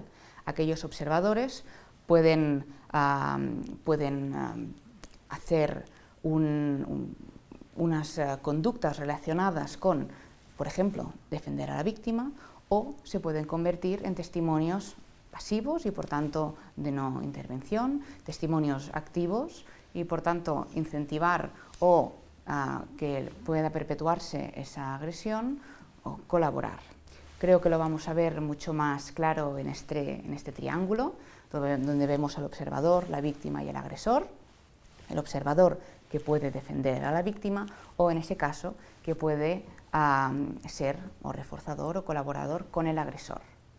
Nos vamos a centrar sobre todo en la ley del silencio, ¿no? ¿Qué es la ley del silencio? Pues miren, es un fenómeno que tiene que ver con que el observador no va a querer hablar o no va a querer intervenir por miedo a convertirse en víctima. Entonces, en todo esto, añadido a un estudio que más tarde les voy a explicar, intentaremos aumentar de entrada la eficacia preventiva y a su vez reducir todos aquellos comportamientos que puedan alentar al agresor y, por tanto, potenciar todas aquellas conductas que puedan favorecer y defender a la víctima. A su vez, esto también nos va a ayudar a mejorar nuestra indicación pronóstica y nuestros objetivos más específicos, pues un poco como el primer escenario, potenciar, ¿no?, distintos dominios como el lenguaje, capacidades visoespaciales, autocontrol, etc. Con el estudio que antes les he mencionado, llevamos a cabo en la actualidad, ya desde el año 2019, y seguimos alimentando la muestra, el estudio de bullying y ciberbullying, acciones y percepciones de alumnos escolarizados entre 12 y 17 años. En una de las preguntas de este estudio dice: ¿crees que tu silencio como observador te convierte en partícipe? ¿Qué vemos? Que 4 de cada 10 son conscientes y que responden sí, que son partícipes, su silencio es partícipe a colaborar con el agresor, mientras que el resto, un 20%, consideran no ser partícipe y el otro 30% dice o responde no lo sabe. Además, vemos que por edades, ¿no?, en la franja de edad más pequeños, 12-13, solo un 20% es consciente o tiene mayor conciencia de no decir nada puede alentar al agresor, mientras que vemos que a medida que aumenta la edad, también aumenta la conciencia de riesgo. Igualmente lo vemos también en diferencia entre chicos y chicas. Ellas tienen una mayor conciencia, por ejemplo, ¿no?, en datos de 50%, mientras que ellos casi están alrededor de ese 30%. La metodología va a ser la misma y, por tanto, como antes lo he explicado más al detalle, es repetir el elemento metodológico con las mismas sesiones, el mismo setting, etc. Y la mejora pronóstica, ¿no?, en situación de probable defensa a la víctima y de no colaboración con el agresor, pues vamos a ver lo mismo, probabilidad baja, media y alta. Y ya para terminar, ¿por qué? ¿No? ¿Por qué la realidad virtual en adolescentes y jóvenes? Miren, porque es un elemento motivador, es fácil de utilizar, es efectivo, lo hemos visto, ¿no?, y cada vez hay más estudios científicos que así lo avalan. Fomenta la participación, facilita el aprendizaje, hace que el alumno, el paciente, quiera aprender y finalmente aumenta la adherencia, y eso va a ser clave en nuestro tratamiento. Y hasta aquí. Muchas gracias. Muchas gracias. A continuación, tenemos la ponencia del instrumento tecnológico más innovador continúa siendo un buen clínico, a cargo del doctor Ramón Martí Montraverta, que es psiquiatra, director del área médico-psiquiátrica de Amálgama 7 en Barcelona, director clínico de la atención psicológica integral, psiquiatra consultor senior en la clínica Sepello y autor y coautor de diversos artículos especializados, manuales de tratamiento y guías preventivas. Adelante. Do you know what the Turing test is? Yeah, I know what the Turing test is. It's when a human interacts with a computer. And if the human doesn't know they're interacting with a computer, the test is passed. And what does a pass tell us? That the computer has artificial intelligence. Are you building an AI? I've already built one. And over the next few days, you're going to be the human component in the Turing test. Holy shit. Yeah, that's right, Caleb. You got it. Because if that test is passed, you are dead center of the greatest scientific event in the history of man. If you've created a conscious machine, it's not the history of man. That's the history of gods. Bueno, buenos días. Han visto un trozo de película, un minuto de la película de Ex Machina de Alex Garland, donde se pone en evidencia, en acción, algo de lo que es, digamos decir, la máxima fantasía de las películas, reiterativa de las películas de ciencia ficción. Es decir, que una máquina puede llegar a aprender, a desarrollarse y a convertirse finalmente como un humano. Con la inteligencia artificial, la película nos plantea pues, la humanización de estas máquinas y que de alguna manera, gracias a esto, se puede separar de la tutela del hombre y tiene vida propia y conciencia propia. Bien, esto es absolutamente ciencia ficción, pero lo he introducido para plantear unas preguntas generales, más humildes que esto, y que tienen que ver de cómo podemos llegar a mejorar los tratamientos psiquiátricos y psicológicos dirigidos a los trastornos de conducta, pero en general en el siglo XXI. Y la pregunta es, ¿debemos mejorarlos con más tecnología o con más terapeuta? ¿Debemos apostar por mecanizar más, podríamos decir, esta especialidad, o debemos apostar por humanizarla más? ¿Terapeuta o algoritmo? Evidentemente, sé que no es una cosa contradictoria, pero voy a hacer un desarrollo donde voy a apostar directamente por el terapeuta a partir de unos pasos, aunque soy, puedo decirlo, un enamorado de la tecnología. Seguramente muchas personas, también muchos psiquiatras, dirán que seguramente en este momento para avanzar en la psiquiatría lo que más se necesita es más tecnología. Y voy a discrepar de este punto, porque creo que la psiquiatría y la psicología para avanzar deben resituarse en su lenguaje, en la manera de expresarse y encontrar su lugar como una especialidad, la psiquiatría, como una especialidad híbrida a caballo entre lo que serían las ciencias naturales, las ciencias exactas, las ciencias de la física y las ciencias humanas. Y a partir de allí, una vez situado, sí que entonces utilizar la tecnología de la forma más útil para el paciente. Mi idea es que en las ciencias que estudian el comportamiento humano, el terapeuta va a seguir siendo absolutamente la base del tratamiento, ya que existe en las ciencias que estudian el comportamiento humano el llamado factor humano, el factor H, que es determinante en muchos de los síntomas que atendemos psicólogos y psiquiatras.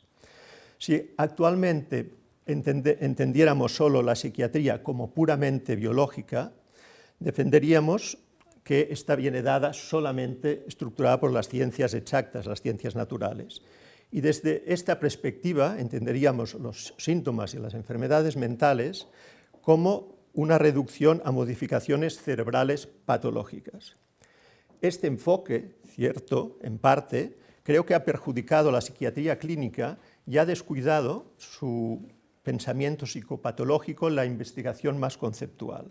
Por lo tanto, creo que para mejorar, primero, es importante una superación del lenguaje de la psiquiatría y dejar de mirar únicamente, diré mucho, únicamente a las ciencias naturales y como consecuencia dejar de mirar únicamente a la tecnología como forma de avanzar, digo únicamente.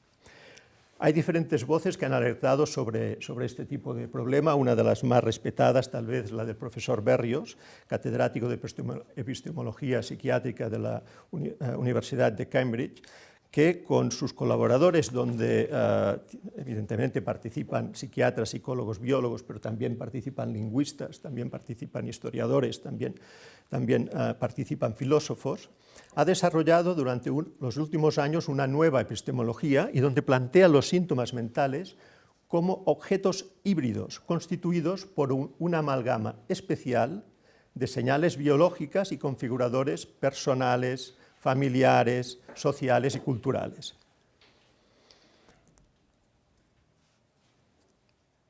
Bien, entonces, ¿en qué momento estamos en relación a la tecnología?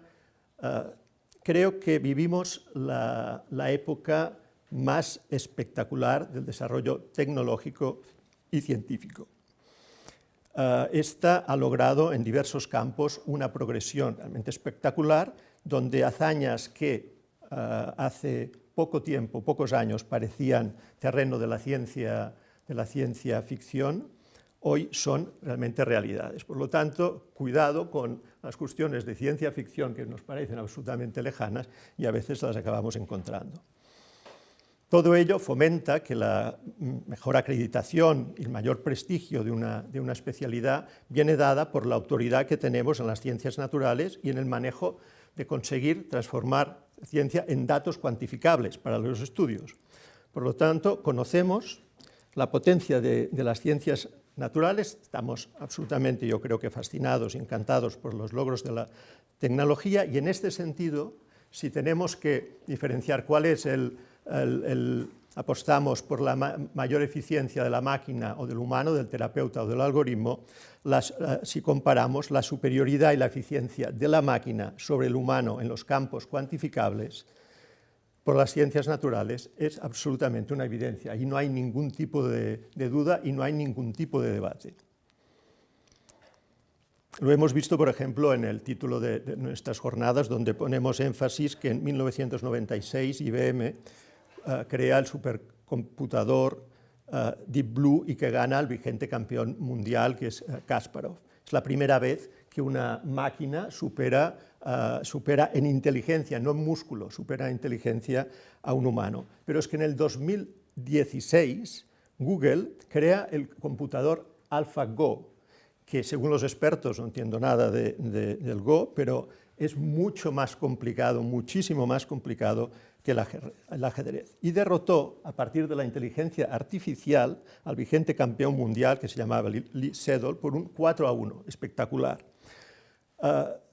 Zuckerberg añadió que el día que la inteligencia artificial consiguiera este hito sería el de la madurez absoluta de la inteligencia artificial. Desde Deep Blue hasta AlphaGo han pasado solamente 20 años y a partir de las técnicas de Deep Learning, es decir, que la máquina aprende sola, AlphaGo, por ejemplo, le dieron solamente las reglas del juego. No le explicaron estrategias, no tuvo que memorizar determinadas cosas, solo las reglas, aprende sola y gana el campeón mundial. Espectacular. Por lo tanto, la inteligencia artificial imita las funciones cognitivas de los seres humanos, la inteligencia artificial es mucho más rápida, es mucho más precisa que la inteligencia humana, sin ninguna duda, pero es menos compleja. Como no puede ser de otra manera, deja fuera las emociones, deja fuera la interacción humana y deja fuera la autoconciencia que suponen, sobre todo, más complejidad. Entonces, Deep Blue es un súper especialista, por ejemplo, en jugar a ajedrez, pero obviamente no sabe hacer nada más que jugar al ajedrez.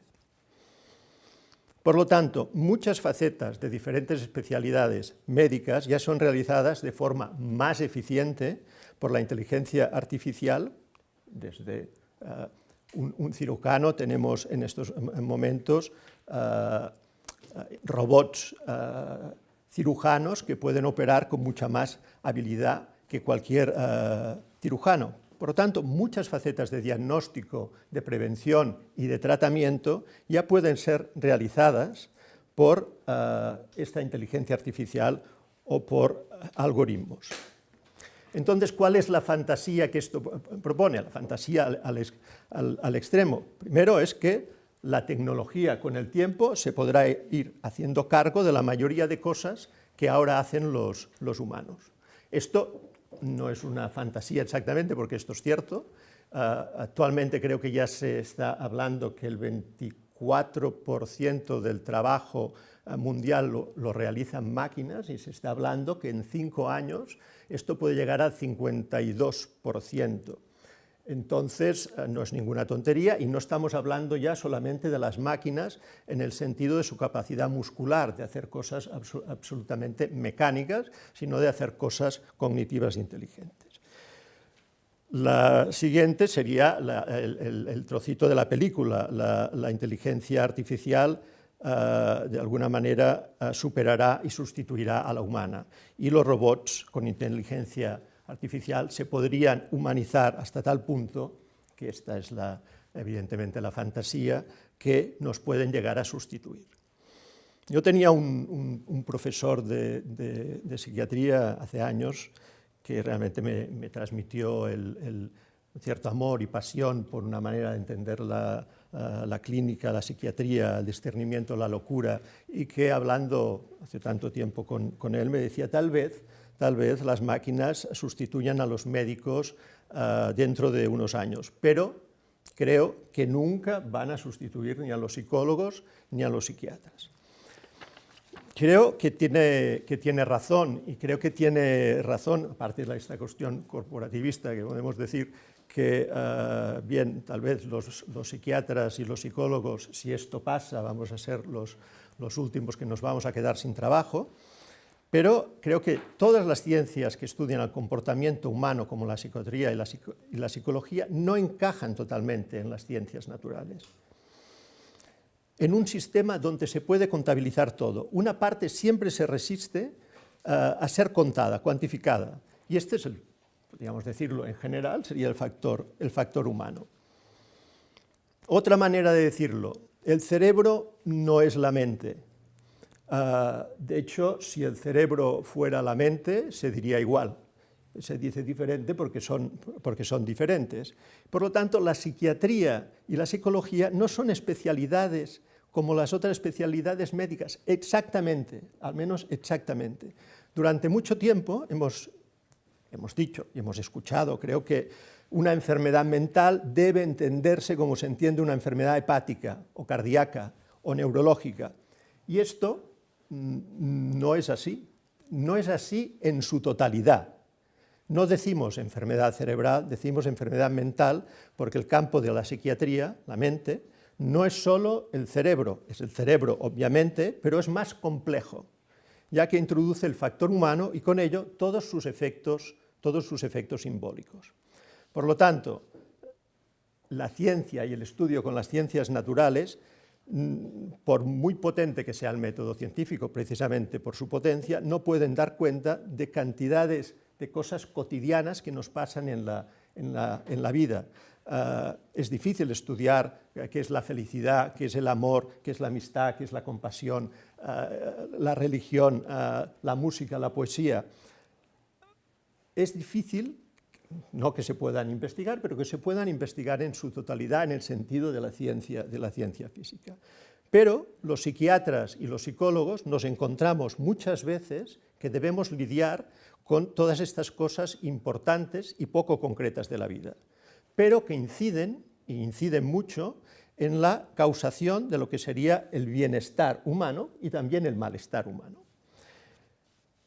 Entonces, la psiquiatría es una disciplina híbrida. El 70% de los síntomas que atendemos no responden a un problema cerebral stricto sensu, en el sentido más estricto, sino muchas veces acompañadas de dificultades existenciales, ambientales, sociales, de comunicación.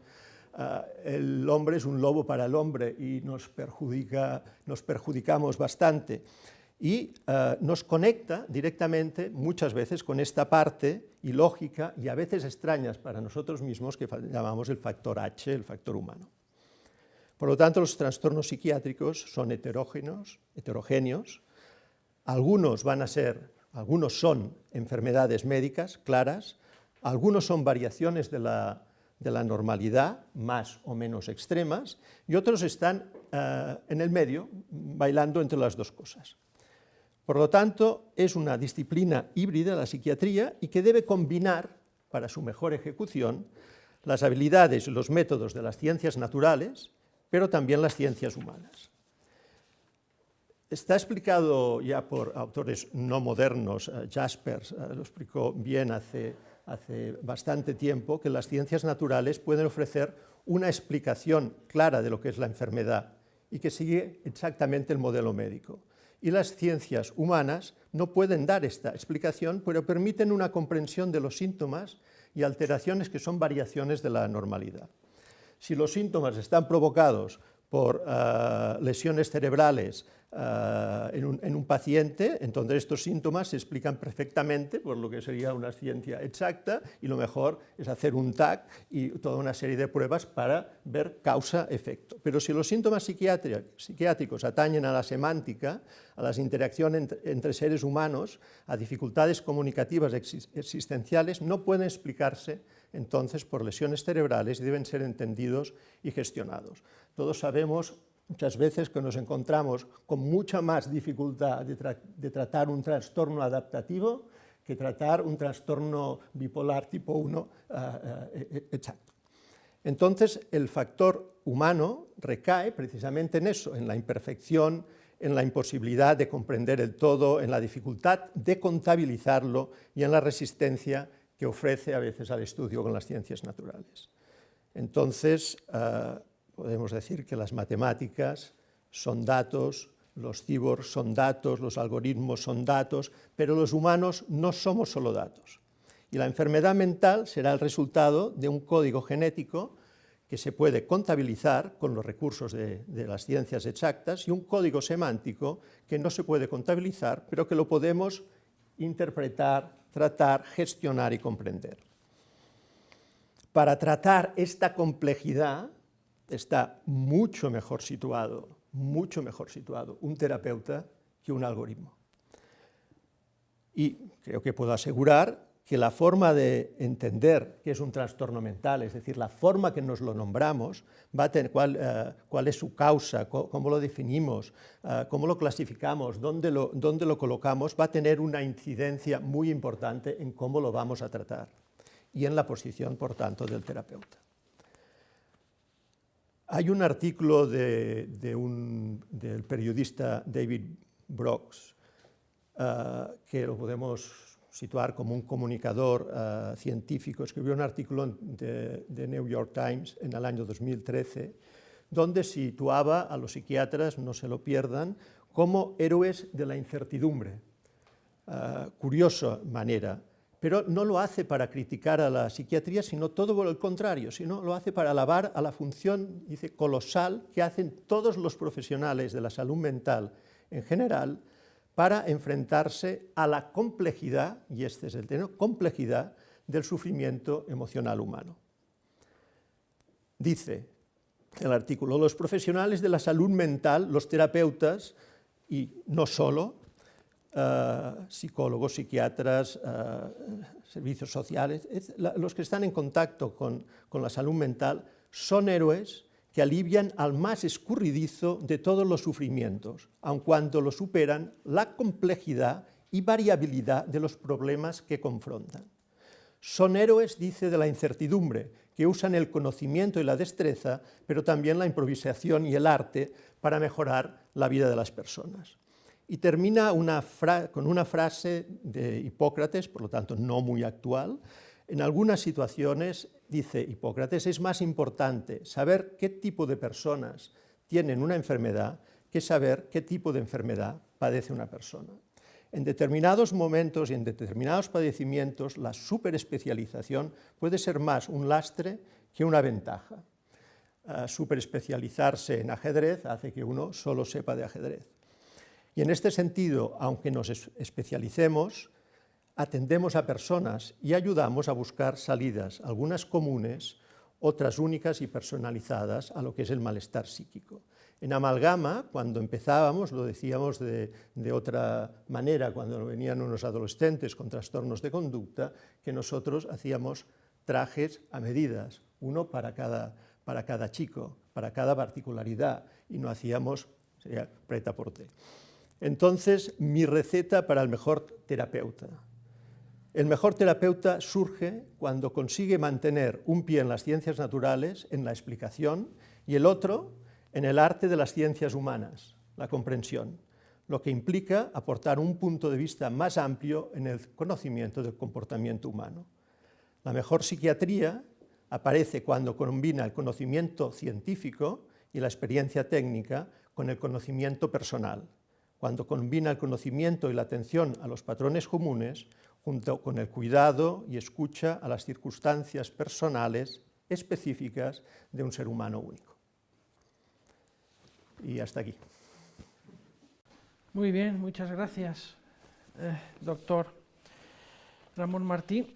Han llegado muchas, bueno, yo creo que en esta mesa hemos dado una visión muy holística, hasta podíamos complicarlo más, mente, cerebro y alma, la espiritualidad, qué pasa con ello, ¿no? Les comento que han llegado muchas preguntas a través del canal de YouTube y por tanto han llegado muchas preguntas, no las vamos a poder responder todas. Desde Amalgama se irán contestando todas, no se dejará de contestar ninguna, pero aquí nos vamos a ceñir a una pregunta y procuraremos que sean breves, porque si no nos comeremos tiempo de la siguiente mesa, que también será muy interesante. Entonces voy a hacer una pregunta a cada uno de los ponentes y luego brevedad. Al doctor Óscar García, ¿en qué momento de desarrollo se encuentra la aplicación? La aplicación estamos acabando de completar los contenidos extras que tiene que tener. Está acabando de analizar los datos recogidos en las evaluaciones que hemos hecho con todos los casos y en la fase de registro de la propiedad, o sea que espero que próximamente ya esté disponible. Pues muy bien, muchas gracias. Pregunta para Alba, de Miguel. ¿Cómo facilita EIME la indicación terapéutica de intercambio de roles entre paciente y las figuras de su entorno emocional? Gracias, doctor, por la pregunta. Muy buena pregunta. Tradicionalmente los psicólogos hasta ahora hemos utilizado técnicas básicas para potenciar la empatía, como es el role-playing, como es el intercambio de roles, como es la técnica de la silla vacía, en las que el paciente tiene que imaginarse a la otra persona o el otro síntoma o el otro rol que tiene que interactuar.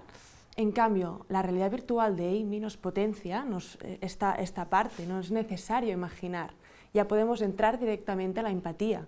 Por lo tanto, yo devuelvo la pregunta para reflexionar todos juntos y decir, bueno, si yo tengo un paciente con problemas de antisocial, ¿no?, de psicopatía, con personalidad más clúster C, y las técnicas de empatía que hemos utilizado hasta ahora no funcionan, ¿puedo utilizar la realidad virtual para este tipo de pacientes, para estos adolescentes que la imaginación y ponerse en el lugar del otro no es su punto fuerte? ¿Puedo utilizar EIMI para dejar al lado este ejercicio y centrarnos en la empatía y en pensar en el otro? Por lo tanto, en este sentido creo que EIMI nos facilita el intercambio de roles a los terapeutas, porque tenemos que situar a nuestro paciente en el rol que queremos trabajar y no ir en técnicas más tradicionales. Muchas gracias. Señor Luis, ¿es la terapia con realidad virtual inmersiva eficaz? Bueno, muchísimas gracias por la pregunta.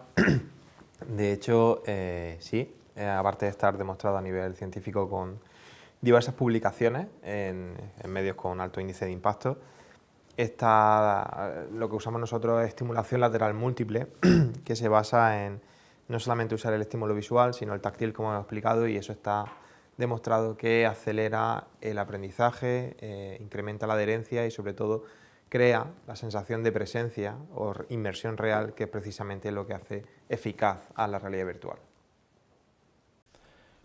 Perfecto, pues muchas gracias. Una siguiente pregunta para Isabel Busquets, que la vamos a complicar un poquito más, que es la siguiente. ¿La realidad virtual aplicada al craving y al bullying prevé que nos dará mejores resultados que la terapia convencional? Y añadiría, ¿puede ser que mejoren en terapia pero no extrapolen a la vida real?